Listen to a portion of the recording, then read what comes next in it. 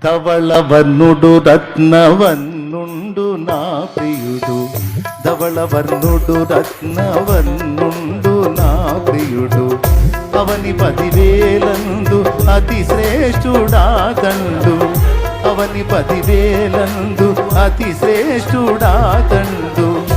ఎవరు ఆయన కిలలో సమరూప పురుషుండు,